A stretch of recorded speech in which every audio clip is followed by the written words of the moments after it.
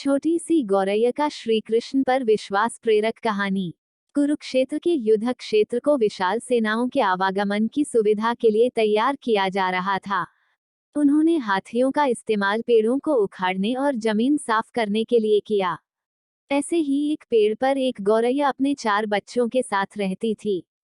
जब उस पेड़ को उखाड़ा जा रहा था तो उसका घोंसला जमीन पर गिर गया, लेकिन चमत्कारी रूप से उसकी संतानें अनहोनी से बच गई। लेकिन वो अभी बहुत छोटे होने के कारण उड़ने में असमर्थ थे। कमजोर और भयभीत गौरैया मदद के लिए इधर उधर देखती रही। तभी उसने कृष्ण को अर्जुन के साथ वहां आते देखा। वे युद्ध के मैदान की जांच करने और युद्ध की शुरुआत से पहले जीतने की रणनीति तैयार करने के लिए वहां गए थे। उसने कृष्ण के रथ तक पहुंचने के लिए अपने छोटे पंख फड़फड़ाए और किसी प्रकार श्री कृष्ण के पास पहुंची। हे कृष्ण, कृपया मेरे बच्चों को बचाए, क्योंकि लड़ाई शुरू होने पर कल उन्हें कुचल दिया जाएगा। सर्वव्यापी भगवान बोले, मैं तुम्हारी बात सुन रहा हूँ, लेकिन मैं प्रकृति के कानून में हस्तक्षेप नहीं कर सकता। गौरैया ने कहा, हे भगवान, मैं जानती हूँ कि आप मेरे उद्धारकर्ता हैं। मैं अपने बच्चों के भाग्य को आपके हाथों में सौंपती हूँ। अब यह आपके ऊपर है कि आप उन्हें मारते हैं या उन्हें बचाते हैं।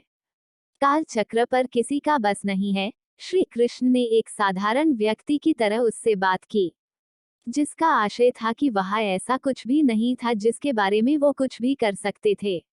गौरैया ने विश्वास और श्रद्धा के साथ कहा, प्रभु, आप कैसे और क्या करते हैं वो मैं नहीं जान सकती। आप स्वयं काल के नियंता हैं, यह मुझे पता है।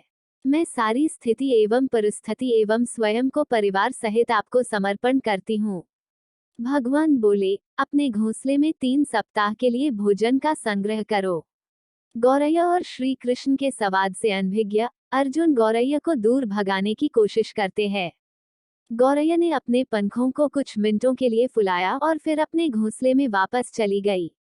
2 दिन बाद शंख के उद्घोष से युद्ध शुरू होने की घोषणा की गई। कृष्ण ने अर्जुन से कहा कि अपने धनुष और बाण मुझे दो। अर्जुन चौंका क्योंकि कृष्ण ने युद्ध में कोई भी हथियार नहीं उठाने की शपथ ली थी। इसके अतिरिक्त अर्जुन का मानना था कि वो ही सबसे अच्छा धनुर्धर है।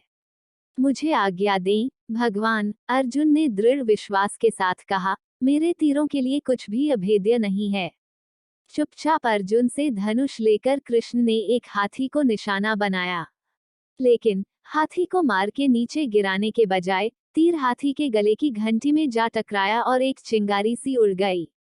अर्जुन ये देखकर अपनी हंसी नहीं रोक पाए कि कृष्ण एक आसान सा निशाना चूक गए।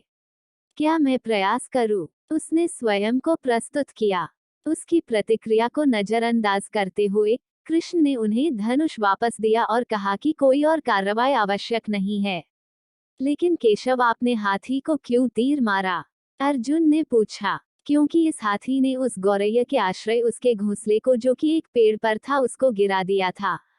कौन सी गौरैया? अर्जुन ने पूछा। इसके अतिरिक्त हाथी तो अभी स्वस्थ और जीवित है, केवल घंटी ही टूटकर गिरी है। अर्जुन के सवालों को खारिज करते हुए कृष्ण ने उसे शंख फूंकने का निर्देश दिया।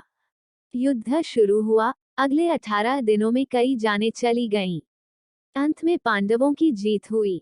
एक बार फिर कृष्ण अर्जुन को अपने साथ सुदूर क्षेत्र में भ्रमण करने के लिए ले गए। कई शव अभी भी वहां हैं जो उनके अंतिम संस्कार का इंतजार कर रहे हैं। जंग का मैदान गंभीर अंगों और सिर, बेजान सीढ़ियों और हाथियों से अटा पड़ा था। कृष्ण एक निश्चित स्थान पर रुके और एक घंटी जो कि हाथी पर बांधी जाती थी उसे देखकर विचार करने लगे।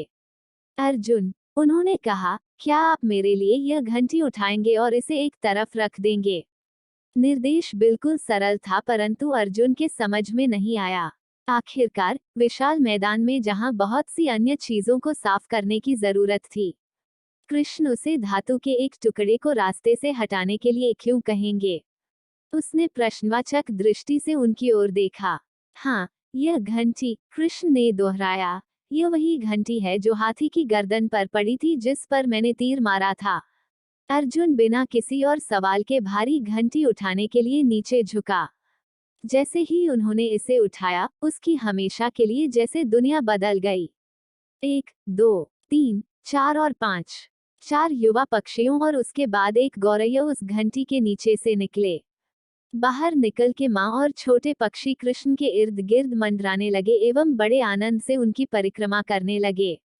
18 दिन पहले काटी गई एक घंटी ने पूरे परिवार की रक्षा की थी।